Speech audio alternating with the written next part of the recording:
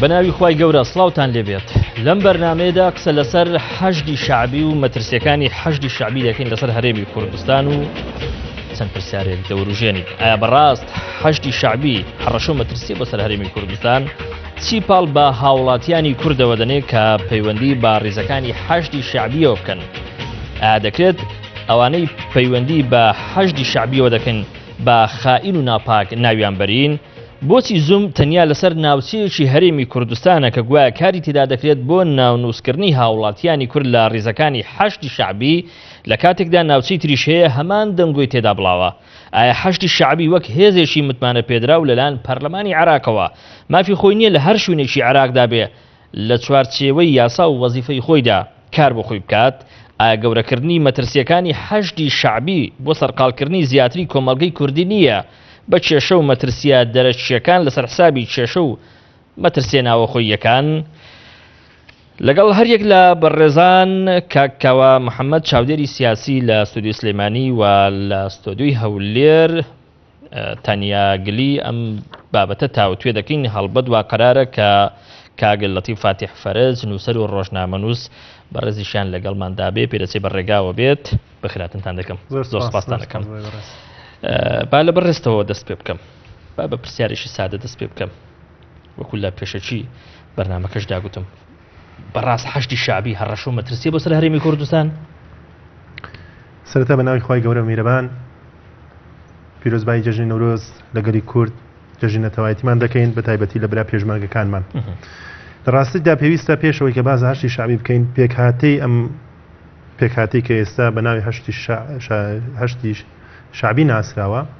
ئێمە دەتوانین بۆ ڕابردوو بگەڕێن، دەتوانین بە دوو تەوەر باسیکەین، بە دوو بەش باسیکەین. بەشی یەکەم ئەوەیە کە پێش پرۆسەی ئازادی لە عێراقا ژمارەیەک هەبوونەکە لەژێر دەستەی گروپی بچووک بچووک لە کاتی خۆی لە سەردەمانی خۆی کە لە شەڕی بینی جێ شەڕی ئێران و عێراقدا هەبوو، ئەمانە لەلایەن محەممەدی باقری سەدرەوە سەرکردایەتی یەکرا کە دواتر بە حەزبی بڵێن بە ڕێکخراوی بەدر ناسرا و ڕێکخراوی بەدرش بە شێوەی لە شێوەکان توانرا دەوری خۆی هەبینەوە پۆسۆسیێنێک لە دەرەوەی بابەتەکە. بابەتی دووەم ئەو بەشەیە کە فتوای سیستانی هات بدوایەوە تا حەشدی شعبی لە دوای ئەو ڕووداوانەی کە بە هاتنی داعش ڕوویدا ئەم دوو پێکهاتانە دەتوانرا کۆبێتەوە زۆربەی لایەنیەکان لایەنی شیعین واتوانین بڵێن بە حەشدی شیعی ناوی ببین کە بەڕاستی ئاماژ لەمانە ئەمانە چاویان لە دەسەڵات بڕیوە تا چاوی لە دەسەڵاتی عێراقی بڕیوە لەگەڵەوەشە کار بۆ گۆڕینی تایفی و نەتەوایەتی لە عێراقا دەکەن. لەلایەنکی تریشەوە باڵادەستی دەوڵەتی ئێرانی هەنی کارێکە کە لە باگراونی ئەم فکرەیە کە بەداخەوە دواتر بە شێوە لە شێوەکان بە یاسایی کرا کە ئەوش بە شێوەیەکی ناتەندروست و بە شێوەیە کە بەڕاستی جێگای پرسیارەکە تێپەڕی. بەڵام ئەم بابەتە بە شێوەیەک لە شێوەکان پەیوەنددارە بە بەغداوە بە سیستەمی حکومڕانی لە بەغدا کە سیستەمی پەیڕەوەکرێت سیستەمی تایفیە و حەشدی شعبی خۆی لەناو ئەو گەمەیە دۆزێتەوە کە دەتوانین بڵێن ئەمە تابلۆیە کە هەمان تابلۆی دوای سەرکەوتنی سەڕێی ئێرانی لە دوای ڕوخانیش دەوڵەتی شاهنشاهی چاوی لە دەسەڵات بڕیوە. بەڵام تا ئێرە ئێمە دەبینین ئەم هێزە ئەو هێزەیە کە شەڕی یەکلاکەرەوە لەگەڵ داعشدا دەکات. ئەوەی کە تا ئێرە دەیبین ئەم هێزە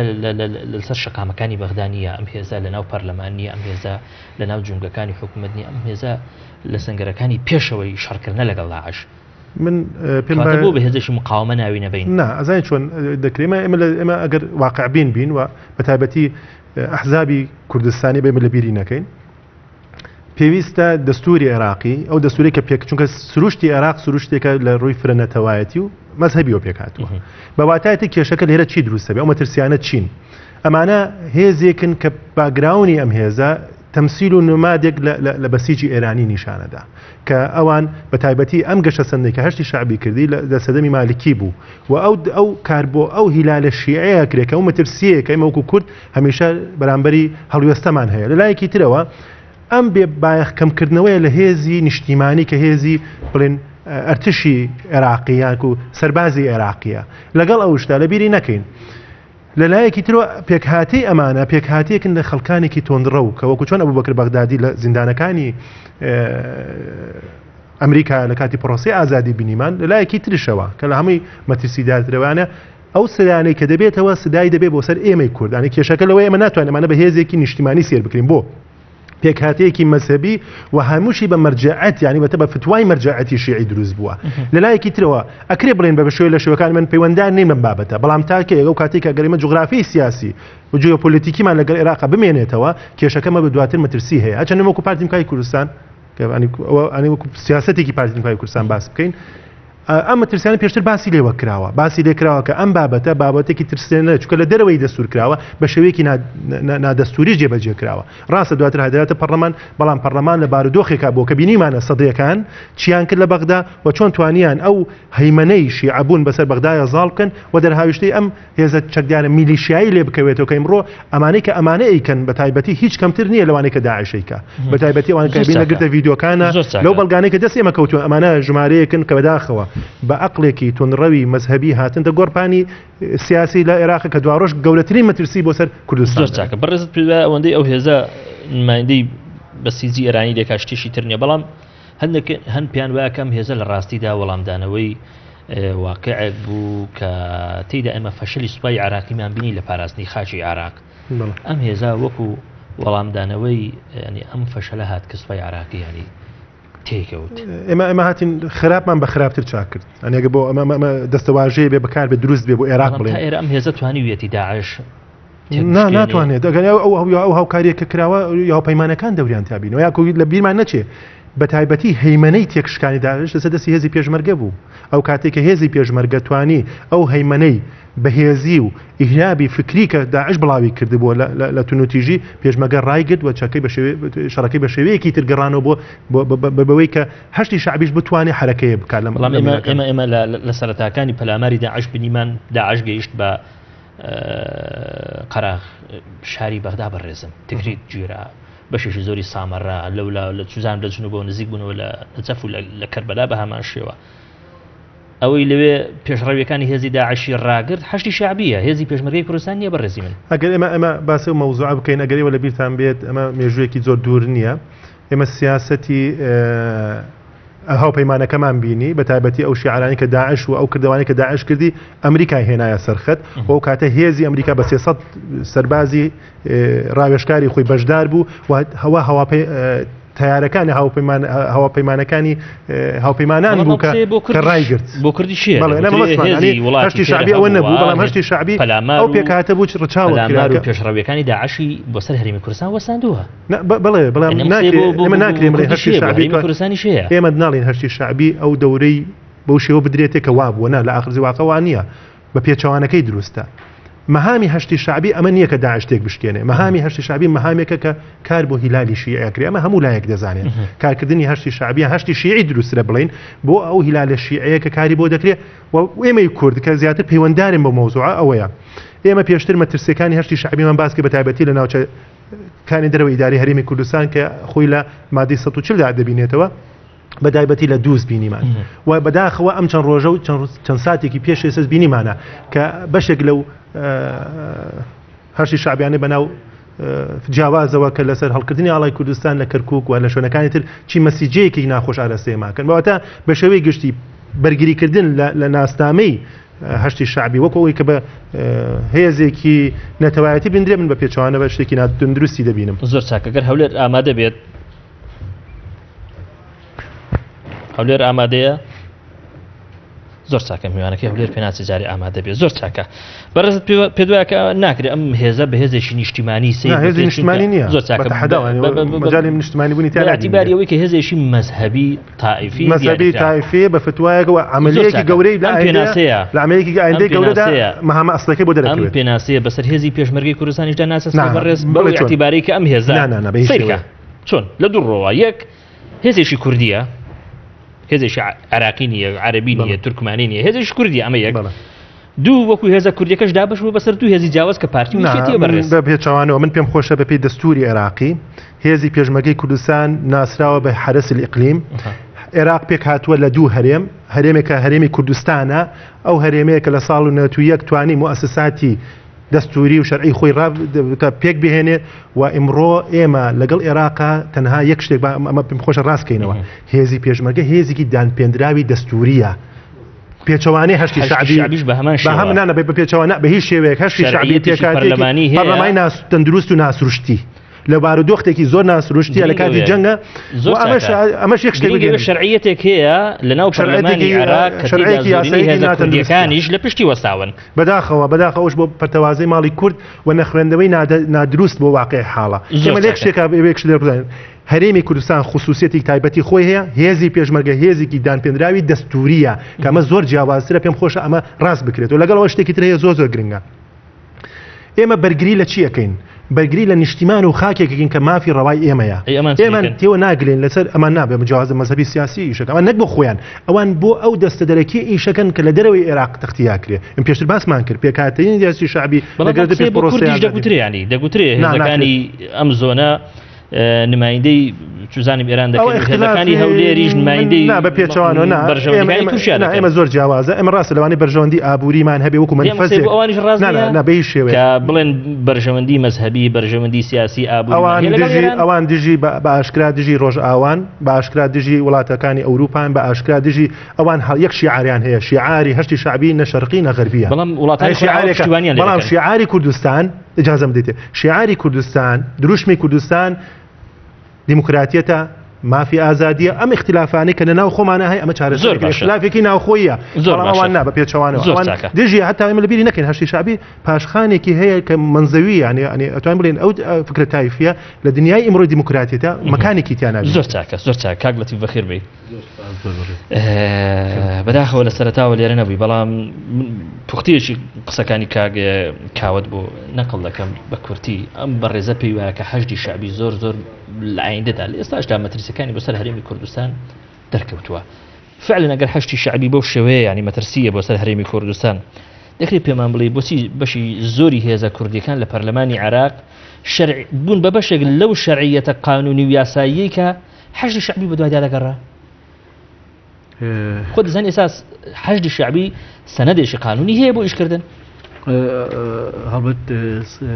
ڕاستە سڵاوتان لێ بێت جارێ سەرەتا حەشدی شعبی لە گەرمەی هەرس یا فەشەلی سوپای عێراقیا دروست بوو یا شەرعێتی پێدە لەو گەرمەیە چونکە ئەوە بوو لە 2014 سیستانی بانگەوازێکی کرد یا پاڵپشتێکی کرد بۆی کە جیهاد لە دژی داعشڕا بگەێنرێ حەشدی شعبی دروست بۆ هێزانە پێشترێ بوون پێشتر لە 2005 بەشێکیان شەڕی ئەمریکایانە کرد بەشێکیان شەڕی حکومەتی عێراقیانە کرد دوایی هەموو ئەمانە گروپی زۆرن 65 گروپن حەشدی شعبی یەک گروپ و دوو گروپ نین ئەم 65 گروپە لیوای جیاجیان کەتیبەی جیاجیان یەکە و ناوەندی جیاجیان و بەڵام هەمویان یەک شت کۆیان نەکاتەوە شەڕی داعش و دوجاریش ئەو ئەجندایی کە ڕەنگە لە ئایندەیە حکومەتی عێراقیە شیعە بە تایبەتی لە عێراقا کاری لەسەر بکە من بڕوام وایە ئەمڕۆیکە لە هێزە شەڕکەرەکانی دژی داعش لە دوای ئەوەی بڵین یەپەگە لە ڕۆژاوا پێشمەرگە لە باشووری کوردستان حەشدی شعبیە کە شەڕی ئەرێنیەکە لە دژی بەڵام ئەمە ناکاتەوەی کە ئێمە هین بین ینی دەردی کابراڵێ متعاتف بین لەگەڵن متعاتفنا بەڵام ناکرێت دژیش بین بەو معنایی کە ئێمە لە ئێستاوە سەنگەرێک بۆ سەنگەرێکی جیاواز کە هێشتا دروست نەبووە بۆ خۆمان دروستکەین چونکە ڕاستە ئێستێمە لە ڕەنگە لە جەلولا سعدیە لە بەدرێ و جەسان لە دووز سبەی لە هەندێک شوێنی حتاگاتە سنووری پێدەشتەکانی نینەوەوانە ڕەنگە بەڵێ تووشی گێتەڵەوە بین لەگەڵانە بەڵام ئێستا ئێمە ئەمەمان نییە لەگەڵیانە بۆیە هەر ئەگەرێک بۆ ئێمە بە دوژمن کارکردن لەگەڵیان بە دوژمن نیشاندانیان بە سەفەوی نیشاندانیان بە ئێرانی نیشاندانیان هەوڵدان بۆی کە لە قاڵبیان دەین بە دوژمنی خۆمان سەیریان کەین ئەمە زیاتر خواستێکە نابێ ئێمە بمانەوێ نابێ کاریش ئەو ناوچانی ئێمە کە ناوچەی کوردستانین ناوچەی هاوبەشی پێگاتەی جیاجیان یان ئێستێمە کەرکووک کوردستانیە بەڵام بە درێژایی مێژوو ناتوانانی عەرەبی لێ بستڕیتەوە حەجیەکان بەس حەجیەکان بێڵ خەڵکمەوە ناتوانانی تورکمانی لێ بستڕیتەوە لەبەرەوە لە خورماتوش وایە لە تەلعفەریش ڕەنگە بڵین وەک خاک کوردستانیە بەڵام کوردی تیان نییە ناوچەیەکی تورکمانی لەبەرەوە حتا هینج لەو ناوچانەشە هەر حەشدی شعبی نییە خۆ خەڵکێکی زۆری عەربی سونە و عەربی شیعی توپمانی سونە هەیە تۆ نابێت بە مامەڵەیە یەکسەر بە مامەڵەی دوژمنکارانە مامەڵەیان لەگەڵا بکەی بیان کەی بە دوژمن ئەکرێ مامەڵەیەکی ئاکاریان لەگەڵا بکەین و بەڵامتیان بگەێنین کە ناکرێ ئەوان بەو پێوەرەی کە شەڕی داعشەکەن شەڕی سونەش بکەن شەڕی کوردیش بکەن ئەمە دەبێت ئیشی بۆ بکەن من بڕوام وایە قیادەی کوردی تا ئێستا بەم شێوەیە نەیتوانی ئیش بۆمە بکە ئەمە گرفتێکە یعنی بە قیادەی کوردی نەیتوانیوە لانی کەم بۆچی نەیتوانیوە نازانێت والله یەزانی یەکێ لە مشکلەکانی کورد ئەوەیە هەم لە بەغا بەیەکەوە نین ڕاستی ئێمە زۆری دیعایەواکەین کە لە بەغا بەیەکەوە نەخیر بەیەکەوە نین قەت بەیەک شەو نەبوونە لەسەر بەڕێوەبەرێکی گشتی کێشەیان بۆ ئێستا دنیایە پۆست هەیە لە بەغای هی کوردە و بە بەتاڵی ماوەتەوە ئەسڵان ڕێگە نادەن یەکێتی پارتی ڕێگە نادەن خەڵکانی تریژ مەسەن گۆڕان بکێتە وێژ کۆمەڵیش بچێ یەکگرتوش بچێ لایەنەکانی تریژ پۆست ماوەتە ئێستا ئێمە زیاد لە 20 پۆستی گرنگ لە بەغایە بەتاڵە هی کوردە بەتاڵە لە مدیری عامەوە بیگرێ لە مدیری لا عسكري وبيجري سلكي عسكري وتاسلكي مدني تاقات وزيريش اما هيك اللي قلت انا دو لكردستاني شايمه بيكونين لكردستاني شاديد جاي جواز معناه مثلا يا مالين بها حشد شعبي كردنا بيبتنا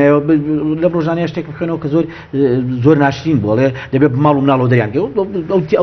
او هنا كاريكي خلافه تجيش بمشي ويا مملكه نقل كردك بيت حشد شعبي تو بمالو منالو لمواتا دريكي اما سياسه توتاليتاريه كان لا بيوبلي ابي بي تارسري كشكي قصر سر وجدك بۆ کورد دەبێتە حەشدی ئەمە پرسیارێکی جوانە دواتر لەسەری دەوەستین زۆر چاکە تانیا خان دەمەوێت لە بەڕێزت بپرسم قسە لەسەر ئەوە هەیە کە قسەکردن لەسەر ئەوەی کە حەشدی شعبی لە ئێستادا یا لە ئایندەدا مەترسیەکی زۆر گەورەی لەسەر هەرێمی کوردستان لە ڕاستیدا گەورەکردنێکی بێبنەمای ئەو مەترسیە لە ئایندەدا کە دەسەڵاتی کوردی لە پشتیەوە وەستاوە تاوەکو ڕووی ئاگایی کۆمەڵانی خەڵکی کوردستان لە هەمبەر ئەو کێشە و ئەو مەترسیە ناوەخۆییانەی کە لە هەرێمی کوردستاندا هەن وەربژێڕێ بە ئاراستی ئەو کێشانەی کە لە دەرەوە هەن بە شێوەیەشی فوتێکراوی بەڕێزت لەو بارەوە دەڵێیسی ئێوارەتان باش حتمما خۆی ئەگەر ئێمە باس لە حەشدی شعبی بکەین و لە مەترسیەکانی حەشدی شعبی بکەین خۆی خەتەرە چونکو ئێمە کە ئەگەر باسی عراق بکەین بەعام وەکو دەوڵەتێکی سەربەخۆ دائیمەن لە هەموو دەوڵەتە دیموکراسیەکان چەک لەلای دەوڵەتە لەلای حکوومەتە نەک لەلایەن میلیشیات و لایەن بڵێن هەندێک بڵێن گروپاتی بچووک و بتوانێت سەیطرە بکاتن یان جەنگ بکاتن لە جیاتی دەوڵەت ئەوە خۆی لە خۆیان مەترسیەک دروست دەکاتن لەسەر دەوڵەتەکە بەعام ئەم دوای ئەگەر بین لەسەر مەسلەی مەترسی حەشدی شعبی لەسەر هەرێمی کوردستان و لەسەر ملەتی کورد و گەلی کوردستان ئەوە حتمما خۆی خەتەریاتێکی دیکەشی تێدا هەیە چونکو تۆ ئەو کاتە ئەگەر هێزێکی نظامیت نەبێتن ئەو هێزە سەر بە دەوڵەت نەبێت سەر بە حکوومەت نەبێ دەتوانێت زۆر شت بکاتن کەوا لە دەرەوەی یاسایە لە دەرەوەی قانونە چونکو حتا تەواجدیشیان لە دەرەوەی قانونی یاسایە وەلەو حەشدی شعبی خۆی یاسای بۆ دانراوە لەلایەن پەرلەمانی عێراقیدا بەڵام ئەوە هێشتا خۆی کافی نییە بۆی تعاملیان لەگەڵ بکرێ وەکو بڵێن لەسەر ئاستی نێودەوڵەتی یاسای نێودەوڵەتی تعاملی لەگەڵ بکرێ چکەوانە زیاتر وەکو میلیشیاتێک تەواجدیان هەیە ئەم دوایە حتمما ئەگەی ئێمە مەسەلەن بۆ نمونە باس لە مەترسیەکانی ئەم هێزا وەکو بەڕێزت گوتی لە پەرلەمانی عێراق بە یاسا شەرعیەتی پێدراوە کارەکانی ڕێکخراوە لەسەر ئەرزی واقعیش ئەم هێزە خۆی سەلماندووە تر نابێت مامەڵە بکەین لەگەڵ ئەم هێزە ئێستا ئەمە ئەمری واقع نییە خۆی ئەبری واقع شتێکە بەڵام ئەگەمە تا ئێستا هێشتا باس لە مەترسیەکانی وەکو بڵێن ینی بڵێن هەنا کۆکیەکانی لە نێوان بەغدا و هەرێمی کوردستانی شەیە ئەو وا دەکاتن کەوا هێزێکی وەکو حەشدی شعبی بەکار بهێنرێتن بەرامبەر بە کوردستان و بەرامبەر بڵێن بە هێزەکانی خۆمان و حتا بەرامبەر بە بڵێن ملەتەکەی خۆشمان واقعەکە بڵێ واقعەکە بەڵام ئێمە دەبێتن زەختێکمان هەبێتن ئێمە دەبێت کار لەسەرەوە بکەین کەوا قبول نەکرێتن لە بەغدا بڵێن پێگەیەکی بەهێزتر بدرێت ئەو حەشدی شعبیە ئێمە خۆمان ئەلێرانە لە کوردستانە دەناڵێنین لەوە دەڵێن کەوا هێزەکانی پێشمەرگە یان بڵێن هێزی پێشمەرگە یەک نییە و هەموو لایەنەکان خۆیان نابێن وەکو بەشێک لە هێزی پێشمەرگەدا معنای ئەوەیە ئەمە نابێت لە عێراقیشان مەجال بدەین ئەو شتە دروست بێتن یان دەبێتن ئەوانە بچنە ناو بڵێن هێزی دیفاعی عراقي وبتواني بشوازك نظامي تعامل بكن معامليان لقل بكريتن يعني بربرسيتيان هبيتن برامبر بدولة بحكومة ببرلمان نكو برامبر بمرجعيتي كيان برامبر بحزبي كيان برامبر بلاياني كي تايبتا بوي اليران الزور جرينجا مثلا كزور جار باس لو لدواي داعش دكريتن وتشيرو داتن دواي داعش زور للانا كان هي باس لو دكن كوا يكك لخطرياتي بحشدي شعبيه وهي كوا بطوان مثلا رودكات وكردستان والشر برامبر بكردستان دكا بلام ايمت شون بطوان كهشتا الشركين دج بداعش كاتي اوهاتوا كوفودي ايما دروا برلمان تاركاني ايما لبغدا همو باس لو بكن كوا دبي اتفاقيه كبيتن دبي تيجيشتني كبيتن كوا حشدي الشعبي نمين دواي جنگي برامبر بداعش تواو دبي يعني لبيرش ما نتي اگر سيري ميجو عراق كين دواي 2003 ك بلين لمحافظاتي انبار وام شوينانا كبلين هيز السنيه كانيش دروس كرا بهمان شيء مشكله يدرس بو چونكو تبو ماويك بو كاتك بكار هاتن او هيزانا بو اوي كوا شري برامبر بقاعده بكن بلام دواي اوي كشركه ما چيان بسر هات من خلكي كي زور بميليتاري كرا تشكيله دبو ونا انطواني بچنوا ناو بلين هيز دفاعي وامنيه كان زور ساكا برسيارك بابقرم ولايتو دواتر دقرم ولايتوش بۆچی ئێستا خەبەری ئەوە هەیە کە لە هەندێک ناوچەی هەرێمی کوردستان دەستکرابێ بە ناونووسینی گەنج و لا و هاوڵاتیانی کورد بۆ ناو ڕێزەکانی حەشدی شعبی و خەڵکێکی هەیە فعلەن پەیوەندی کردووە بە حەشدی شعبیەوە بۆچی لە هەرێمی کوردستان خەڵک پەیوەندیەکە بە حەشدی شعبیەوە ئەزانی بەداخەوە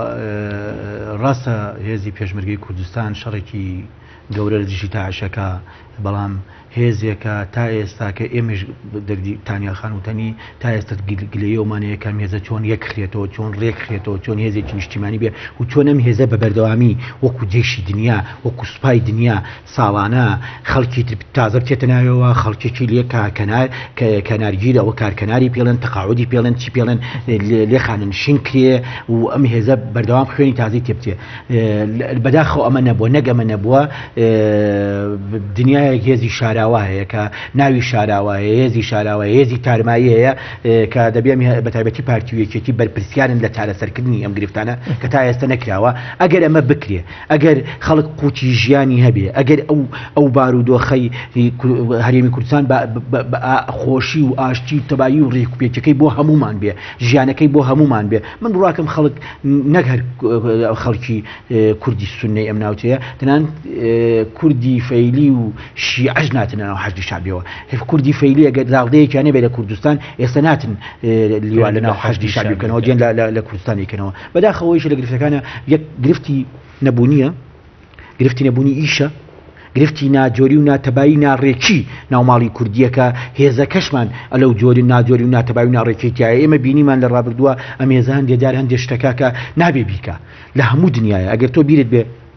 لە کاتی خۆپیشاندانەکانی مسرە هێزی عسکەری چەند دوور بوو لە خۆپیشاندانەکان و چەند دوور بوو لە نمونانە سیاسیەکان لای ئێمە وان نییە لای ئێمە هێزە عسکەریەکە زۆرجار ئەگەڕینەوە بۆ ئەبێن ناو گەرمەی منبەنەی سیاسیەوە ئەمە خەتەری ئەوە دروستەکە کە خەڵک پەناوە دام و دەستگای تر بەری ئەنجا بەڕاستی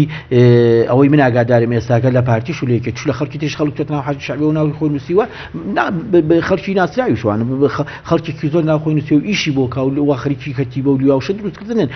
لە هەرێمی کوردستان شۆ لەولێ بسێمان ژۆ خەڵکەتێ نەگەر لە کەرکووک ناوتدا بڵێنەوەکانەوە ئەم خەڵکە کابرا ملیۆنێک ملیۆنی وەگرێگە بەشێکی ئەوەیە یعنی بەداخەوە من تەستیفم کردەوە بەشێکی لە داخ ئەم سیاسەتە ناجۆری هەرێمی کوردستانە بەشێکی لەبەر نەبوونی و بەدبەختی ئەوەیە بەشێکشی بە فیترەت لە ڕۆحیا هەیە حەزەکە ئەمە بێ حەزەکە بەردەوام دژی ئەوە بێ ئەجینا من بڕوام وایە ئەگەر ماڵی کوردی ماڵێکی ڕێک وایە ئەگەر ئێمە پەرچەمێکی باشمانە وایە ئەگەر ئێمە چەتێکی باشمانە وایە من زۆر بەلامەوە تەبیعی بوو بانگەواز بکرایە تەنانەت ئەرشەد جێباری ئەوانش بێنەوە بن نیشتیمان چونکە دەبێت نیشتیمان هەموو هاوڵاتیەکانی بە تاکو خراپێ و بێتەوە ناوی لە سایە بێگەر تۆ دەوڵەتداری ئەرشەد لێرە بەڕێز من مەبەستم هەموو ئەو هاوڵاتیانی لە دەرەوەی نەفرەتمان لیان کردو دەریانمان کردو لە ماڵەکە هینمان بۆ دروستکردن یعنی ناشرینیەکمان داوەتە پانان بە درێژایی مێژوو ئێمە لەنەوەتوێکە هەرچەندە ڕەنگە تووشی هەڵی سیاسی بوو بین ئەو هەموو مستەشارەوەنەگەرە کورد زەرری نەکردلەوەیە بەڵام دواتر دەتوانی دادگایەکی ئاکاری دابنا دادگایی کە خۆیان پاک بکەنەوە بۆ ئێستش ئێمە ئەگەر بمانەوێت ماڵ دروستکەین دەبێت نێڵین خەڵکمان لێ بترازێ ماڵ دروستکردن و پەرچەم دروستکردن و چەتر دروستکردن و دەوڵەت دروستکردن پێویستی بە گشتمانە پێویستی بە کۆکردنەوەی گشتێتی بەمە یەکشت ڕاستکەمەوە ئەزانی یاسای حەشدی شعبی کە دەرچووە لەگەڵ یاسای من متابعی ینی بەراوردی هەردوو قانونەکەم کردو قانونی حرس قومی 1963 زۆر نزیکن لە یەکەوە زۆر سەیرە یعنی هەر سروشتی یاساکان لە یەکەچێ دوو هێزی میلیشیاین بۆ کاتێکی زۆر تایبەت دانرێن ڕەنگە لە دوجارە یا لە ناو جێشی عێراقیە ڕێک بخرێنەوە فۆرمەلەکرێن یا دەبێت حرس قومی لە دوجارە بە ناچاری حکومەت عێراقی هەڵیوەشانەوە من هیوادارم حەشدی شعبیش ئەگەر نەتوانێت ڕێکی خاو دوای شەڕی موسڵمانە دەبێت ڕێکی خال ناو سوپایە ڕێکی خات و بهینی کا بیخاتە بژێر پەرچەم و یاسا و ڕێسەکانی سوپای عێراقیەوە یا دەبێت هەڵیوەشێنێت زۆر چاکە کاک کاوەجیان کوردیش دوزار وەکو هاوڵاتیشی عراقی کە تا ئێستا لە عراقدا دەژی مافی خۆی نییە پەیوەندی بکە بە هەر هێزێکەوە کە لە عراقدا دەژی بوونی هەیە و کاری خۆی دەکات ئەم هێزی سیاسی بێ عسکەری بێ خۆی لە ڕاستی یەک شتێک بە جەنابتان بڵێم حقیقەتەن ئەم دەستگای ئەعلامیە کەسایەتی من ڕێزم بۆ کاک لەتیفێ برای بە ڕێز و خۆشەویستیمەیە و پێشتر دەچێت نەزەرێ بێ کۆ دانیشتین و قسەمان کردووە ئەمە بە کوردی و پەتیەکەی جاشێتیە بە کوردی و پەتیەتێکی هیچ ڕووکێشێکی بۆ نەکەین ئەمانە وانە ئەمە جاشێتیەکە حکوومەتی عێراقی کاری بووەکە بۆ ئەو سنوورانەی کە دەستگا ڕێگەدەنگە بەمانی بە ناوی هاوڵاتیە بوون ئەگەر هاوڵاتی بوونی ئەم نیشتیمانەی پرسیار لە جەنابتانەکە لە بودجەی عێراقیە کورد لە مەکان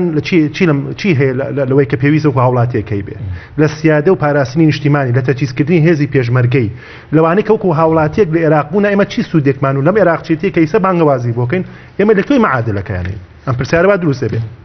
ئەم جاشێتی کە جلەکرێتە بەری کە ئایا لە ڕووی نەبوونیە ئێمە زۆر دەوڵەت و کاگلەتی زۆر دەوڵەت وڵاتانمان بینیوە هیچ کەسێک لەسەر سینی دەوڵەتی پێ نەدراوە هەمووی جیلێک بوونەتە قوربانی تەسحەیەکی گەوریاندا و نیشتیمانێکیان لە غەڵوز و لە خۆڵەمێشەوە دروست کردووە ئەمەی وەکو پارتی دیموکراتی کوردستان بۆ کاگلەتیفی ڕاستەکەمەوە ڕاستە لە سونی پارتی دیموکراتی کوردستان بە تایبەتی لە شەنگار پەکەکە وا کار بۆ ئەواکە و لە خەلیفانیش ئیجازەش لە کوردانی شەباب وەکو وعد قەدۆ و ژماری لەو برادرانە هەن ئەوانە دیارە و پەکەکەش کارێکی زۆر جدیشەکە و بەداخەوە هەندێک لە برانی زیدیشمان لەژێ کاریگەری هەندێ ئەفکاری هەندێک لاینی سیاسی ئەمە خۆی لە خۆیان دەگەر بەڵام ئەمە ناکاتە پاسا تۆ لە هەیمنەی هێزی پێشمەرگی کوردستان کەم کەیتەوە هێزی پێشمەرگی کوردستان ئێستا لە لیواکان ڕێکخراوە هێزی پێشمەرگی کوردستان هێزێکی نیشتیمانیە هێزێکی زۆر نیشتیمانیە چونکە لەو کێشمە سیاسی لە گەرمەی سیاسی هێزی پێشمەرگا و هێزە بوو کە لاتەریک بوو خەریکی بەرگریتکردنە خاکی نیشتیمان بوو دوور و نزیکێت هێزی پێشمەرگە بەشدار نەبوو لە ملمنە سیاسی و بەشدارش نابێ ئەمەش دەگرێتەوە بۆ ئەو حکمەتی کە لە سەرۆکایەتی هەرێم و تایبەتی جەنابی سەرۆکی هەرێمی کوردستان بوو کە هێزی پێشمەرگەی وا گۆش کرد ئمڕۆ خوێنی برایانی پێشمەرگەمان بەبێ جیاوازی بە ئینتیمای فکری هەرداین بێ ئمڕۆ قوربانی دا بۆ یەک ساتێکش و من یەکێک لەو برا پێشمەرگانم کە فەخری ئەوم پێ بڕاوە لە بەرەکانی جەنگ بەشدار بوونە و لەگەڵ برا پێشمەرگان بە ئێستاشەوە کە سەردانی لیوانەکان لیواکان دەکەین لێکیان ناکەینەوە کە ئەمانە سەر بەچی هێزێکن ئەمە گەورەترین شەرەفە ئەمە دەکرێت واقعی حاڵێکی دەستگای ڕاگەاندن بە شێوەیە لە شێوەکان تعبیر بکە بەڵام ئەم حقیقە ئەم مافە لە برا پێشمەکان با نەسێنینەوە ئێمە لە ناو هێزی پێشمەرگە ڕوین و سەردانیانەکەین من بۆ خودی خۆم بینیومە لە ناو هێزی پێشمەرگە تا ئێستا نەمزانیوە کە ئینتیمای سیاسی ئەو ئەفسەرەیان ئەو برا پێشمەرگە چیە یەک ئینتیمای هەیە پاراستنی خاکی نیشتیمان و پاراستنی بەرزکردنی ئاڵای کوردستان لەلایەکی تۆم بشەی بۆ کاکلەتی ڕاستکەمەوە سیاسەتی پارتی کوردستان سیاسەتێکی وازەحە ئەمانەوێ ئەوەی کە ئێستا هەمانە بە هەموو کەم و کوڕێکانەوە بیخێنە ژێر چەتری فەرماندەی لەشکری کوردستان ئەو هێزە تارمایەکان کە ئەو باسیەکە هیچ هێزێک نییە لە کوردستان کە بە شێوەیە لە شێوەکە ناڵێن پێویستی بە ڕێکردنەوە چاکسازی ڕێخستنەوە پیاداچوونەوە بە هەیکەلە نەکرێت بەڵام هیچ هێزێکی میلیشیات نییە بێجگە لەو هێزانی کە بەداخەوە ئەوانەی لە کوردستانی باکوور و هاتوونە و بەداخەوە سەر ئێشە زیاتر بۆ ئێمە نەبوونە و ئەوانن هۆکارێکن بۆ تێکدانی ئەوینا بۆیە من پێم باشە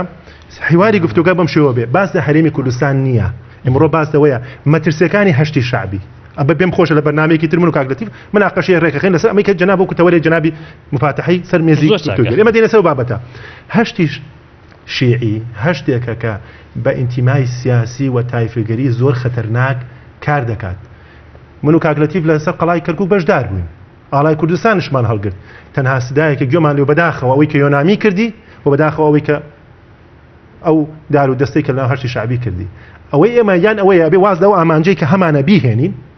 ئەبێ ئامانجەی کەمانە وەلاینین یان ئەوەیە کە ئەو دروشمەی کە پێشمەرگە لە ساڵی 60ەکان و هەڵیگرت یان کوردستان یانەمان بکەینە ئاوێژەمە دەکرێت کاک لەتیف ئێمە کەم کوڕەکانی خۆمان لە بەرنامێکی تایبەت باسکەین کە بۆ ئەوەی کە هەمومان خمخۆری وەکو بەڵام ناکرێ هەشتی شعبی بە شێوەیە لە شێوەکان جاشایەتی بین تەلمیعی بکەین بەبۆی نیەتی نەبوونە وڵایەتر هەرێمی کوردستان کاکە هەرێمی کوردستان کەم کوڕی هەیە دەستگای شەرعی و ڕێگا پەیوەندداری خۆی هەیە قامقام و مدیرناحە و وەزیر و وەزارەتی خۆی هەیە چی پێویستەکە کەسێک نەک ماڵ و مناڵەکەی پێویستەوە هەر گەورەترین ئیجرا دەگەڵ کەسانە بکرێت ئەم جاشێتیە وەکو ساڵانی 80 دروستەکەنەوە ئەو کاتە هێزی پێشمەرگەی کوردستان بەدەستی هێزە لەناوە تانیاخان گوێت لە بەڕێز کاکاوەیە بەڕێزیان پێی وایە ئەوەی کە ڕوو دەدا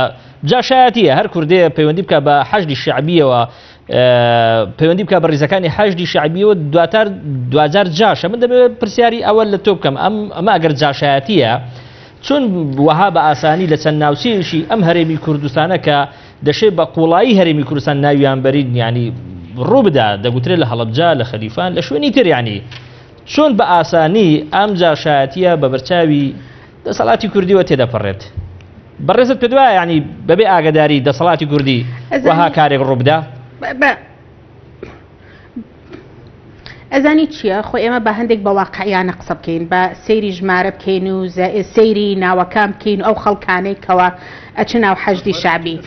من بەڕاستێندێک تعلیقم هەیە لەسەر قسەکانی کاک لەتیفە کە باسی لەوە کرد دەڵێتن کەوە ئەو خەڵکی کە چ ناو حەشدی شعبی لەبەر هەندێک کۆکار و نامتمانەیە لەگەڵ بڵێن بە حکوومەت و بە دەوڵەت و ئەمانە خۆی بە پێچەوانە بەڕاستی ئەوەی کە ئێمە دەیبینین یان ئەو خەڵکانە خەڵکی تاک نییە کەس نییە کەوا بڕواتن گەنجێک نییە یان پێشمەرگەیەک نییە ئەڕوان ناوی خۆی ئەنووسێتن بۆی بچێتە ناو حەشدی شعبی چونکە ئیمانی بە قەزیەک حەشدی شعبی هەیەیان ئیمانی بە قەزیەی کوردستان نییە ئەوانەی بەڕاستی دەیانەوێت ناونووس بکەن ناوی خۆیان بنووسن ئەوانە کە لەوانەیە دەیانەوێتن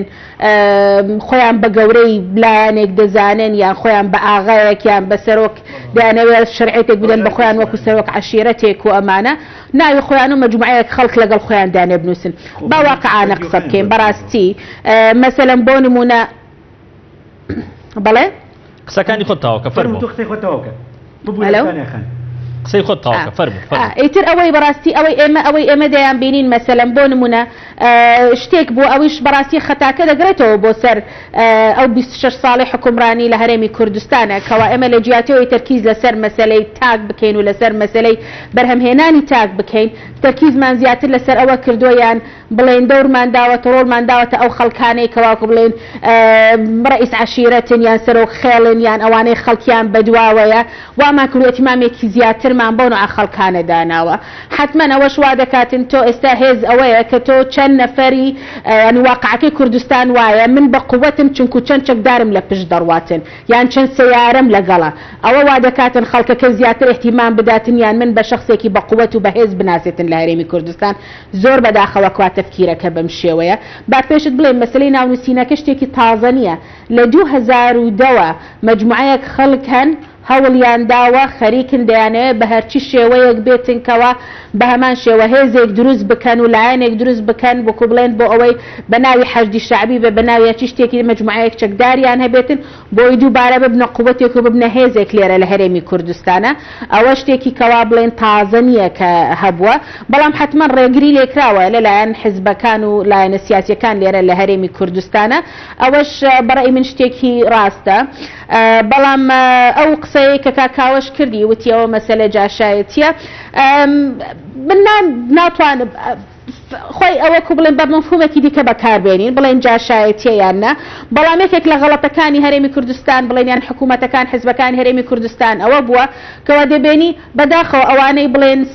جاش بوونە لە وەختی خۆیان دەبێنی بە هەمان شێوە بە هەمان هێزەوە یعنی اعتیادی ژیانیان گۆڕانکاری تێدا نەکراوە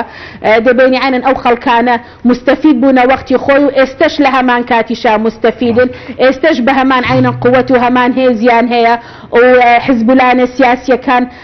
بڵێن احتیمامیان پێدەدەن و ئەهەمیەتیان پێدەدەن مەسەلەن دەبێنی ئەوەندەی بۆ نمونە سەرۆک حیزبەکان دەچن سەردانی سەرۆک عەشیرەت و سەرۆک خێڵ و کەونە جاشەکان دەکەن لەوانەیە نەچنە ماڵی پێشمەرگە فەقیر و هەژارەکانی یان ئەوانەی کە ژیانی خۆیان دەرخان کردبوو پێشمەرگایەتی یان بڵێن لە دژی ڕژێمی دژی ڕژێمی بەعسا شەڕیان کردبێتن بۆیە ئەمە لێرانە وای کردووە کەوا خەڵکەکە دەیەوێتن ئەڵێ ئەو کاتانە کە دەیبێنن تۆکو بڵێن لە مێژوودا عینەن ئەو خەڵکانە کە وەختی خۆی جاشایەتیان کردووە و مستەفید بوونە ئێستاش وەزعەکەیان بە هەمان شێوە وەزعێکی باش و ژیانێکی خۆش دەبەنە سەر زۆر ئاساییە زۆر طبیعیە ئەگەر ئەوانش ئێستا ناوی خۆیان بنووسن و با ناوی لێ بنێن جاشایەتی کاکە جاشایەتیەکە بکەن و ئەمجە دواتەوە قوع دەکەن وەکو دەڵێن خەڵکەکە بڵێن عەفە الله عەما سەلەف و زۆر بەعتیادی و ئاسایی احتیمامیشیان پێ دەدەن لە حزب زۆر چاکە عەفە الله عەما سەلەف کە لە دوای نەوەتوویەک ئێمە لەگەڵ مستەشار و کورکوژ و بەشێکی جاشە خراپەکان کردمان ئەمە نەتیجەکەی نییە ئێستا ئەزانی تۆزێ بەلۆژی بە ناوی جیاوازەوە هەماشن دەکەنەوە کە بەر لە نەوەتوویەک من بڕوام وایە ئەگەر دادگەری هەبێ وەگەر ئەگەر ئاسایش و ئارامی هەبێ ئەگەر ئەو فۆرمەی کە ئێمە هەمانە لە هەرێمی کوردستان جێگەی هەموو خەڵکیان بێتەوە خەڵک نابێ بەتاش حەقیش ناوی جاشیان لێ بنین چونکە پێکهاتەمان هەیە ئێمە داڵدەیمان نەدا و فەیلەکان تا ئێستاکە هێشتان بۆ نەکەوە ئەگەر فەیلەکان خۆڕاست ئەگەر فەیلەکان دیوای حەشدی شەعبی بکەنەوە گوناحی چییە ئەوانەی کە ئێستا سەرقاڵی ناونووسکردنی گەنج و لاوانی کوردن بۆ ڕیزەکانی حەشدی شەعبی ئەوانەی پێویستیان بە پارە هەیە ئەزانی با بۆ تاوکەم ئەوانن کە زۆر پڕی لە پارە با بۆ تاوکەم ئەزیێتەن بۆگەر لێ بێ کاکە گیان تۆ من ڕێز عەشرەتێک ناڵێم مستەشارێک ناڵێم کە لە نەوەتویەک تا 2003 حیزبی کوردی لە بەرەوەی شەڕی یەکتریانە کرد عینەن دیوەخانانەی هەبوو هەموو ئیمکانەتی خرایە بەردەست چەکی هەبوو حیمایە بوو ئەوەی تانیاخانەوەی ڕاستە خۆیستا بەڵام لە پەنای ئەم ڕێز ئەمەوە کە کابرایە کە تێناو خۆی نووسێ و حەشدی شەعبی نووسێ خەڵکی بەدبەختەیە گەنج هەیە زانکۆی تەواو کردووە دەرگانەماوە بۆ ئەوەی تەعین بێ دەرگانەماوە لێنەدا دەرگا مهندیسە ئەزانی مهندیسە دەرگانەماوە لێندا تەعین نەبووە چوارجار ئیجەی گرتوتە بەر نەگەیشتۆتە ئەو پەڕی هاتۆتەوە ئەڵێ ئەچمە بمە حەشدی شەعبی ئەگەر ئەم دەوڵەتە ئەم حکومەتە ئەم هەرێمە هەرێمی منە با ئیشێکم بدەچۆتە نایکەم ئەم گەنجە پارتیە بە خۆمی وتووە و لە فەیسبووکش بڵاوی کردوتەوە بۆی کاوبزان حەزەکەی ناوەکەی دەمە دوای لەبەرەوە بۆ من نییە ناوی تێدەمێ بۆی ئەگەر تۆ داڵدەی بەتەواویکەم کاکاوە بەتەواویکەم کاکاوە وەک شەخص کاکاوە تۆ گەنج هەیە ئەمە نمونەی گەنجێکە یەک من یەک گەنجمێنایەوە دەیان گەنجەیە پارتیەیە کێتەیە گۆڕانەی خەڵکی ئیسلامیەیە تۆ ئیشی بۆ نادۆزیتەوە تۆ سەرگەردانیەکەی تۆ دی بۆ ناکەیتەوە ئەم گەنجە منەمە ئەمە مبەرات نییە بۆ گەنج حەشدی شەعبیەوە ئەسڵا من لەگەڵ حەشدی شەعبی دروست بێ من لەگەڵ میلیشیای لەگەڵ میلیشیایی خۆمانە نیم کە بەشێک لە هێزەکانی هەفتا و هەشتا و زێرەڤانی و نازانم چی بنمێ هەموو هێزی پێشمەرگە بێ ئەوەی کە ئەحمەدی خانی خەوی پێوا بینی ئەوەی کەناری خەوی پێوا بینی بەڵام کێشەی گەورە ئەوەیە لەناو ئەم هێزی خۆشمانە نەعەدالەتی هەیە لەسەر ئاستی بەرز لە دابەشکردنی چەکە من هاوار ناکەم دەیان سەرکردەیەکێتی و خەڵکی تر هاواری کردووە لە دابەشکردنی چەکە نەعەدالەتیە چەکەکان بە ناجۆری دابەشەکرێ لەسەر دابەشکردنی پرۆقۆت کێشە هەیە تا ئێستا لەناو وەزارەتی پێشمەرگای ڕێخستن زێرەڤانی هێزێکی گەورەیە بەشێکی سەر بە وەزارەی ناوخۆیە بەشێک فڵان سەر بەزار ئەم ڕێک نەخستنەوەی هێزی پێشمەرگەیە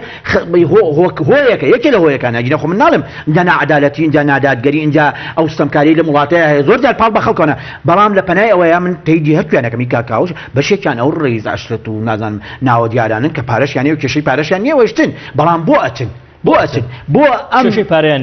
من ئەمەوێ پێت بڵێم کێشەی پێگەشیان نییە من ئەمەوێ پێت بڵێم با ئەمە دووسێت جۆری هەیە جارێ ئێمە کوردی هەرێمی کوردستان کۆمەڵی پێگاتەی کوردی تر هەن نەمانتوانێت داڵێن بن کاکەیەکان لە کەرکووکە 143 کەسیان تا ئێستا لێ شەهید گێ بۆتە قوربانی نەمانتوانی وە پێویست بیان پارێزین ئێستا کاکەیەکان لە ناو دوو بران یەکێکیان ئەڵێ من کوردم کاکەیم یەکیان ئەڵێ من هین دروستەکەم ئەمێ بۆ تەواوکەم نەزانم قەرارەدن گوێ بگرن ئەزانی ئەمە کاکەی شەبەک وایە ئێزدی وایە فەیلی وایە ئەم پێگاتانن کە کوردن و ئێستاکە حکومەتی عێراقی و خەڵکی ترکاریان لەسەرەکە کە ئەویان کە شیعگەرایی دروستکە و بیان باتە ناو حەشدی شەعبیەوە و ئیشیان لەسەرکە و حتا ناو کاکێکیان هەیشی کردو دوێنێ پێ ئەو من نامەوێت بە وردەکاریشتم زۆر لایەکە نامەوێت بیڵێمەوە ئەوەی کە گرنگە بەلایمەوە لە کوردە سونیەکە خۆی بۆ بێت ئەمە بۆ ئەبێ من پێم وایە مەسەلەکە بەس پارە نییە مەسەلەکە بەس ئەوەش نییە ئەم وڵاتە قۆرخ کراوە لایەن یەکێتی و پارتی و کۆمەڵی هێزەوەیان بەتایبەتی ئەوانەوە جێوانی تنابێت و مەسەلەکە یەک شتە شعور نەکردن بەوەی تۆ ئینتیمات هەیە بۆ وڵاتە زانی ئێمە لە 2091ەوە بازەوە ناکەم تا 2003 شەڕی ناوخۆ ململانیە و سیراع و ئەو هەموو هەوڵ و تەقەلایی تا وڵاتی گەورەی وەکو ئەمریکا و بەریتانیا هاتنە بینەوە مادی لەولایەت و فڵان و فسار و بێنات کۆشتن من قسە لەسەرەوە ناکەم قسە لەسەر یەک حاڵەتەکەم تۆ هەرێمێکتەیە هەرێمەکە دنیای قەیرانێک دۆ دروست کردووە کێشەی ئیستا کێشەی سیاسی تەیە کێشەی دەرکردنی بڕیارێت هەیە کێشەی هەڵبژاردن تەیە کێشەی نەبوونی پارەت هەیە کێشەی قەرز و قۆڵی زۆرت هەیە ئەنجان نەوت و سامانی ژێرزەوی دەرەکەی فەوزایەکت دروست کردووە خەڵکێک هەست بە ئەمان ناکە ئەچێ بە دوای دەواازەیە کاگەڕێ بۆی ئەمە بێ بەشێکی ئەمەیە و بەشێکی منۆ پێتم وت سێ نمونەیەکی هەر حەزەکە لە حەزەکە جاش بێت کاتە بۆ ئاعتراف بۆ نەکەین کە ئەوەی کە خەڵک لە هەرێمی کوردستان دەبێت بە حەشدی شعبی بە هەر شتێک دەرهاویشتەی کێشە ناوەخۆیەکانی خۆمانە مەسەلە ئێمە گەورەتر بیریکەینەوە هەشتی شعبی یان هەشتی شیعی بە نسبەتی ئەوانەوە هێزێکی باشی ڕێکوپێکی باقلانی تایفی مەزهبیە بەڵام بە نسبەتی مۆ جاشێتیە جاگە هەڵەکەی ساڵی 91 دووبارەکەینەوە ئەوەتر کاریسەکە لە دوای ئەوەیە دوو هێزەکانی پێشمەرگەی کوردستان یانەوەی کە لەژێ چتری وەزارەتی ناوخۆن پێم بە هەموو کەم و کوڕەکانەوە دەکرێت سییان و چارەسەر بکرێت بەڵام ئەمە دەرگاکردنەوەیە بۆی کە تۆ بڵێ گەنجێک بە بۆی هۆکاری نەبوونی مەسەن بەندێ بابەت یان کێشەی ناوخۆی لە کوردستانە تۆ بۆی حەڵاڵەکەی کە گەلایەنێت هەڵبژێت نە بە هیچ شێوەیەک نا ئەم جاشێتیە تەلمیع ناکرێ هیچ چاودێرێکی سیاسی یان ڕۆژنامەنووس هیوادارمە و هەڵە نەکە بچێتە ئەو بەرەوە پاکانە بدۆزێتەوە گەنجی ئێمە دەتوانێت لە سەروی 18 ساڵ ئیجازە مهندسی ئێمە گەنجی حاڵەتەکە بە شێوەیەکی مەوزوعی باشتر نییە لەوەی ئێمە ئەتوانین ئەوانەی کە لە دەسەڵاتی حکوومەتی هەرێمی کوردستانی سزایان بدەین ئەمە واقعی حاڵە ئێمە توانیمانە لە ساڵی 91ەوە لەسەر سازانێکی نیشتیمانی کیانێک بۆ خۆمان دروستکەن کیانێکی دان پێدراوێک کە ئیمڕۆ کە بینین نوێنەری هەر دوێنێ ئێوارە نوێنەری سەرۆکایەتی هەرێمی کوردستان لە باڵاترین دەسەڵات لە وڵاتی کوردستان پێشوازی دەکراوە سەفەرەکانی جنابی سەرۆکی هەرێمی کوردستان بۆ مونیخ سەفەرەکانی تریک بۆ چوار دەورە ئیمڕۆ هەرێمی کوردستان پێویست ناکە بچوو بکرێتەوە کێشە ناوخۆیەکان دەکرێت گەنجی ئێمە دەتوانێت سزای حکوومەتی هەرێمی کوردستان نەک بۆی کە بێ بەجاش دەکرێت ڕۆژی دەنگدان ئەو کاتە دەتوانێت سزای ئەو لایەنە سیاسە بداکە وەک پێویست نەیتوانێەوە ئامانەتداری 4 ساڵی ڕابردوو بێ ئەم کەلتورە کە ڕۆشنبیرانی ئێمە کە خەڵکانێک کە بەداخەوە ئەلتەرناتیڤێکی جیاواز یا میتۆدی کاریان بەم شێوە بێ کە بە حەقی دەرونیەوە دەڕوانە پارتی وێکێتی یان لایەنە سیاسەکان ئەمە دەکرێت لە ڕۆژی هەڵبژاردن کە یاسایی هەڵبژاردن کۆمسیۆنی هەڵبژاردنش موافقەی کردەوە بڕیاری دا و لە کاتی خۆی هەڵبژاردنش ئەنجامەدرێ ئەو کاتە گەنجی کورد ئەتوانێت باشترین خیار بۆ خۆی هەڵبژێرێ بۆەوەی کە کەسێکی لایەنە متوانێت پێکرا بکرێت بەڵام کێشەکە لەوەدایە لایەنە سیاسەکانی خۆمان دەستگای ئەلامەکانی ناوخودی خۆمان بە بەرجەستەکردن و گەورەکردنی کێشە ناوخۆیەکان بە تۆڵەستنەوە بەوەی کە خەڵک جاشێتی گەورەنین کێشەکانی هەرێمی کێشەکان دەکرێت چارەسەر بکرێت زۆر بە ئاسانی چارەسەر ئێمە توانیمان کاکە ئێمە توانین بەسەر شەڕی ناوخۆیان زاڵ بین ئەمە حقیقەتێکە ئێمە توانیمان بە زۆر ئاستەنگ و گرفتا چارەسەر بین ئەمە واتایەک دەبەخشێ بە هیچ شێوەیەک من بۆ خۆمە بۆ چوونی تایبەتی خۆمە بێتەوە بەڵێ ئەگەر تۆ لایەنە سیاسەکان بە تایبەتی بەشێک لە سیاسەکان دەرەوەی هەرێمی کوردستان کە ڕێگا خۆشکەن بڵێ ئەگە دەستەباری هەندێ هێزی میلیۆکو لەقی ماکدۆناڵ هەرگەوزۆ بە ناوێک مجموعەیە چەکدار و هێزی لەم لاو لە شنگار و لە کەرکووک و لە فڵان منتیقە و لە فڵان منتیقە و حکوومەتی عێراقیش بە هەمان شێوە بێ لە کوردستان بەناو هەشتی شعبی تێگەیشتی بێوێت ئیجازە تاویکەم پێم خۆی پەیامەکە بگە ئەمە دروستکە بەڵێ دەریچەیەکە بەڵام منێکش بە جەنابەت دەڵێم ئێمە ڕێگایەکی دەستوری و یاساییمانەیە هەڵبژاردنە گەنجی کورد دەکرێت لایەنە سیاسەکان بە دەنگدان سزا بدات بۆی کە ئایا شایستەی ئەوەی هەیە ئەم هەلومەرجە بەچی شێ بۆیە منێکش ڕاستکەمەوە میتۆدی ئێمە لە حکوومەتی هەرێمی کوردستان 4 ساڵ جاری هەڵبژاردن کراوە بە هەموو کەم و کوڕەکانەوە نەخشەی سیاسی لە کوردستان گۆڕاوە کاک لەتیف ئەمە حقیقەتێکت پێ بڵم هێز هەبوو خۆی بە ڕقم یەک زانیسە هێزی ڕقم 3 و بە ڕقم 4 دەگدا بەزێت هێز هەبوو لە گۆڕپانە وجودی نەبووە ئۆپۆزیسیۆن دروست بە هەرچەند تێبینی مەسەر ئۆپۆزیسیۆنێکی ناتەن دروست بوو کە لە حکوومەتی هەرێم دروست بوو بەڵام ئۆپۆزیسیۆنیش هەبوو سەر ڕایەوەشکە بە نەزانین و نافەرمانی و ناپۆرفیشناڵی بەشێک لە کەوادری ئۆپۆزیسیۆن بەداخەوە دۆخەکان بۆش لایەگەیان بەڵام لەگەڵەوە لە بیرمان نەچێ ئێمە گەورەترین دەست پێشخەریمان لە بەردەسا هەیە لایەنە سیاسەکان دەواازەی ئەوەمان هەیە کەمە یەکشی باچێک بالێکتر تێ بگەین بەدیلی کورد بۆ ئەوەی کە ئەم سیستەمە بگۆڕێ دانوستانە و بەدیلی دانوستان بە دانوستان سێری ئێمە دەکرێت گەنجەکان پەروەردە بکەین ئینتیمای نیشتیمانیان لە فراوانکەین بۆ ئەوەی کە لە ئایندەیە دەکرێت سزای بدرێت نەک بۆەوەی کە بەجاشێتی بۆ تەقیم لە حکوومەتی هەرێمی خۆت بخەیت دەژێت چقۆی بێڕەحمی و مەزەرێکی تەشەیوعی بە فتوایەکی کەسێکە بە 24 ساعت نابکەم تا 24 ساعت بەرامبەر بە ئاڵای کوردستان لە کەرکووک زۆر باشە زۆر یاریکەند و تیژەدا کە من پرسیارەوە تانیا خان کێشە و گرفت دروستکردن لە بەردەم کارەکانی حەشدی شعبی لە هەرێمی کوردستان هەرێمی کوردستان ڕوبڕووی مسائلەی قانونی نیا کاتەوە بە تایبەتی ئەم هێزە شەرعیەتی هەیە لە پەرلەمانی عێراق کەواتە ئەم هێزە هێزی قانونی هەیە لە هەر شوێنێکی عێراق بێوێ لە چوارچێوەی ئەو کارنامە یاسایی کە لە پەرلەمانی عێراق بۆی پەسەندکراوە ئیشی خۆی بکات بە هەرێمی کوردستانیشەوە کەواتە گرفت دروستکردن بۆ ئەم هێزە لە هەرێمی کوردستان ڕوبەڕووی گرفتی قانونیمان ناکاتەوە لەگەڵ بەغدا خۆی حتمما دێکات چکو بەڕاستی ئێمە بتێنێتەوێ ئێمە پەرلەمانی خۆمان هەیە سیستمێکی حکومڕانی ڕاستە ئێمە لەژێر چەتری دەوڵەتی عێراقی داین و دەبێ بڵێن احترامی دەستور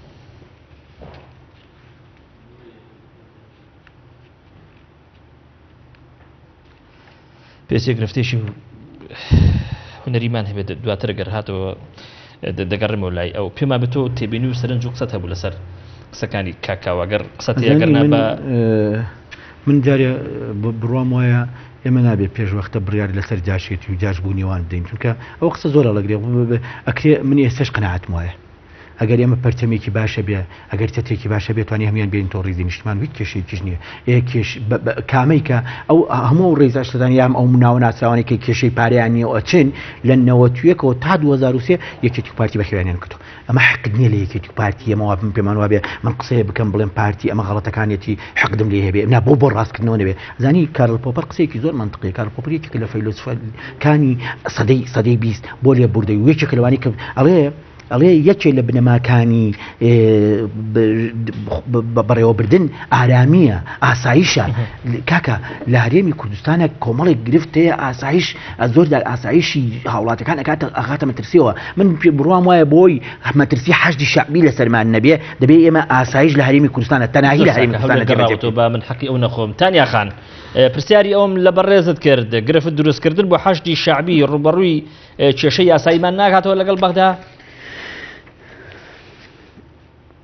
بەڵێ طبعا ئەوەی من باسم دەکرد لەوە بوو کەوا دەڵێم ئێمە وەکو ڕاستە لەژێر چەتری عێراقین و پابەندین بە دستوری عێراقیدا بەڵام لە هەمان کاتیش لە دستوری عێراقی بەرگەیەک هەیە لەوێن دەرباس لەوە دەکا ئەو یاسانەی کەوا لەلایەن پەرلەمانی کوردستان دەنگی لەسەر دەدرێت ئەو یاسانە دەبنە باڵا دەست لەو هەرێمە یان بڵێن لە هەرێمی کوردستانە بۆیش ئێمە بەداخەوە بە تاریقێکیش لەسەر قسەکانی کاکاوە کە باسی لەوە دەکردیوت ئێمە بە دەنگدان دەتوانین مشکلەکان چارەسەر بکەین و دەنگی خۆمان بگەینین بەرامبەر بە حزب و لایەنە سیاسیەکان بەداخەوە خۆی کە دەنگدان دەکرێتن دەنگ بۆ پەرلەمان دەدەین بەڵام کەوا ئێستا پەرلەمان بەکی کەوتووە و پەرلەمان کار ناکاتن ئەوە ئەو کاتە تۆ ئەو هاوڵاتیانی هەرێمی کوردستان چۆن بتوانن هەست بکەن کەوا ئەوانە دەنگیان هەیە یان بتوانن لەلایەن نێرەکانی خۆیان قرار بدەن لەسەر بڵێن داهاتووی بڵێن ئەو دەوڵەتە یان ئەم هەرێمە یان هەرچی ناوێکی دەمانەوێت لێبرین بۆیش ئێمە ئەلێرانە بەڕاستی ئەگەر حەشدی شەعبی بڵێن یان بوونی حەشدی شەعبی ئەلێرانە تا لە پەرلەمانی کوردستانە نەتوانین یاسایەکی بۆ دەربێنین حتمما دەبێتە شتێکی ناقانونی و نایاسایی لە ناو هەرێمی کوردستان یعنی هێزێک بەو ناوە تعاملی لەگەڵ بکەیان حتا ئەگەر هێزی میلیشیات بێتن بە هیچ شێوەیەک نابێتن ناتوانێت ئەلێرانە بڵێن لەناو هەرێمی کوردستانە کار بکە بەڵام یەکێک لە خاڵەکانی باسکرا مەسەلەی ئەوەیە کەوا هەندێک لەو هێزانە بڵێن لە ناوچە دابڕێنراوەکان یان ناوچەکانی دەرەوەی هەرێم وەکو کەرکووک و شنگال و لایەنەکانی دیکە ئایا ئەگەر ئەو هێزانە دروست بکرێن و ئەگەر حەقی خۆیانەیان نە بەڕاستی ئێمە ئەلێرانە بەداخەوە نەمانتوانی و ئەلێرانە خەتاکە دەخەمە سەر حزب و لایەنە سیاسیەکان و لەسەر حکوومەتی هەرێمی کوردستان کەواتە ئێستا ئێمە دوای 26 ساڵ لە حکومڕانی نەمانتوانی وە بڵێن هەستێکی بە هاوڵاتی بوون یان ئینتیمایەک بۆ هەرێمی کوردستان یان بۆ خاکی کوردستان دروست بکەین یعنی حتا باس لە مەسلەی ئێوە یەک دوجار برادران باسی بڵێن لە فەیلیەکان کرد لە کوردە فەیلیەکان تۆ تقریبا لە بەغدایە تقریبا بە هەندێک ئەحسائیاتە بەحساب 1 ملیۆن کوردت هەیە لە بەغدا کەوا زۆربەیان فەیلینە باشە ئێمە بۆ نەمانتوانیوە تا ئێستا ئەو بڵێن هەستی نەتەوایەتی لای ئەو کوردە فەیلیانە دروست بکەین بۆەوەی لە جیاتەوەی بچن لەسەر قائیمەکانی ائتلافی دەوڵەتی یاسا و یان قائیمەکانی عەمار الحەکیم و یان قائیمەکانی ترە خۆیان هەڵبژێرن قائیمە شیعیەکان بێنە سەر قائیمە کوردستانیەکان و دەنگ بدەن بە قائیمە کوردستانیەکان و نوێنەری خۆیان هەبێتن لەسەر لیستە کوردستانیەکانە یعنی ئەوە هەمووی خۆی پرسیارە دەبێت لە خۆمانی بکەین ئایا معنای ئەوەیە کەوا ئێمە نەمانتوانیوە تا ئێستا وا بکەین کەوا ئەو ئینتیمایەکی ڕاستەقینە دروست بکەین بۆ کوردستان. ڕاستە تۆ لە هەرچی کوردێک بپرسی دەڵێتم بەڵێ من کوردم، من باوەڕم بە خاکی کوردستانە هەیە، من کوردستانێکی سربەخۆم دەوێت، بەڵام لە هەمان کاتیشە ئایا کە دێتە سەر ئەرزی واقعە ئەگەر ئێمە دەمانەوە دەوڵەتێک دروست بکەین دەبێت دەوڵەت مؤسساتی بێ، دەبێت دەوڵەتەکە بڵێن هێزی پاراستنەکەی یان بڵێن هێزی بەرگری لە هاوڵاتیەکان دەبێت هێزێکی نیشتیمانی بێ، هەموو لایەنەکان بگرێتەوە. بۆ نمونە ئەگەر من ئایدیۆلۆژیەم یان بیر و باوەڕم بە هەرچی لایەن و حیزبێک بێ بتوانم وەکو پێشمەرگەی خزمەتی هەرێمی کوردستان بکەم بەدەر لە ئینتیما حیزبیەکەی خۆم و وەلاعەکەشم بۆ حیزبەکەم نەبێتم، بەڵام بۆ بڵێن بۆ دەوڵەت بێتن، بۆ دەوڵەتەکە بێتن، بۆ مؤسسەکە بێتن. بەداخەوە تا ئێستا ئێمە نەماتوانین. زۆر چاکە دەقەونوەیەک بۆ تۆ وتوا پرسیاری دەبێت لە بەڕێزت چۆن دەکرێت لە هەرێمی کوردستان ڕوبەڕووی مەترسیەکانی هەشتی شعبی ببینەوە؟ زۆر ئاسانە. دەستگا ڕاگەاندنەکان کاریان بۆ دروستکەین ڕایگشتیە و لاینە سیاسەکان زۆربەی لاینە سیاسەکان جورەتیەوە ناکەن کە لە پشتی هێزی پێشمەرگە هێزی میلیشیا بە ئەنواوە ئەشکال ناو کە دروست بکرێەوە دەستخۆشی و دڵخۆشیە بۆ هەموو لایە. بۆ تەنیاخانش دەتوێت بڵێم بەم شێوە دەکرێمە بەو ریفراندۆمی کە لە پێشمانە سیستەمی دەوڵەت دەستنیشان بکەین و حکومداری خۆمان بکەین و پەرلەمان بۆ جایەکی تر ئەکتیڤ بکرێتەوە و بکەنە ڕێژکرد ئەساسیەکەی خۆی بە هەموو کەم کوڕەکان بە واتایەکی تر ئەم ناوانەی کە دروست دەبێ و ئەم هێزانەی کە دروست دەبێ بۆ کەڵکردنەوەی دەوری حکوومەتی هەرێمی کوردستانە بۆ لاوازکردنیەتی بۆ حکوومەتی هەرێمی کوردستان بە واتایەتر هیچ ناوێک لە جوانتر لە ناوی جاشێتی نییە بۆ ئەو کوردەی کە لە هەرێمی کوردستان نەسایی 26 ساڵی حکوومەتی هەرێمی کوردستانەوە گوزەرانی ژیانمان بەراوردی ڕابردوو لەگەڵ هەر یەک تاکینە وڵاتە ڕاستە لە کەم و کوڕی لە سیستەمی دەوڵەتمانایە لە هەموو دەوڵەتەکان هەیە ئەمە قابلی چارەسەرکردنیە، بەڵام تۆڵەسەندنەوە لە حکوومەتی هەرێمی کوردستان بەو هەقدەی کە مەبەستم تاگ نییە، مەبەستم عامی مجموعەیە کەسە کە لە سایکۆلۆجیەکە کاگلەتیڤێک لە ئەندامانی چالاکیەکەتی نیشتمانی کوردستان بووە لە ساڵانێکی دێرینش و بەندەشتێک لەو چالەگوانانە بوومەکە لە سەردەمانی زۆر ناو ڕێزەکانی پارتی دموکراتی کوردستان کارم کرد تاکو ئێستش بە واتایەک ڕابردووان مخمای لەوە دەرنەنین. ئێمە بە هوشیارکردنەوەی تاکی کورد و باوەی کە دەتوانێت ئەم دۆخە بگۆڕێ بۆ هاوکاریکردنی باردۆخان بۆی بە شێوەی گشتی من ئەوە دەڵێم ئاخر جملەوەیە هیچ کوردێک نابێت ئەو ڕێگای بگرێتە بەر بۆ حرمەتی خوێنی شەهیدانمان. من ئەوە دەڵێم دوایی لایەنی سیاسی بەرامبەر بە خوێنی ئەو شەهیدانی کە زیاتر لە 1600 شەهید 9000 بریندارمان داوە بێ لە کارەساتی شنگالوانە چۆن دەبێت تاکی کورد بڕاتە بەرەکانی هەشتی شعبی جاشێتی بکردیژی وڵاتەکە خۆی. تۆ تەوەقع دەکەی کە دەسەڵاتی کوردی بە شێوێشی بەرپرسیارانە مامەڵە بکە لەگەڵ ئەو مەترسیانەی کە هەشتی شعبی لە ئایندەدا لە هەرێمی کوردستان لە هەرێمی کوردستان دروستیان دەکات؟ ئێمە باسی مەترسیەکانەکەین دەبێ باسی ئەوش بکەین ڕێگریەکان لە مەترسیەکان چیە؟ زانی تۆ جارێ تەنیا لەسەر بنەمایەوەی کە کورد پێوەی پێوەستە بێ قساکەی لەسەر بنەمایەوەی کە بەشێکیان لە ناو تێدابڕێنەوەکان هەن و بەیانی باڵین شیعی تورکمانی یا شیعی عەرەبە ڕەنگە بنەمایی سەرێشە بۆ تۆ لەسەر بنەمای ئەو تەسریح و قسە و باسانەی کە هەندێک نمونەی وەکو هادی عامریوان نایدەن هەندێک جار لەسەروانە تۆ زۆر جار باز مەترسیەکەی باشە دەبێت لە ڕێگرەکانیش بێتەوە. من پێم وایە حکوومەتی هەرێمی کوردستان و ئەحزابی کوردی لە هەرێمی کوردستان بەرپرسیانن لەوەی کە خەڵک بترازێ لە وڵاتە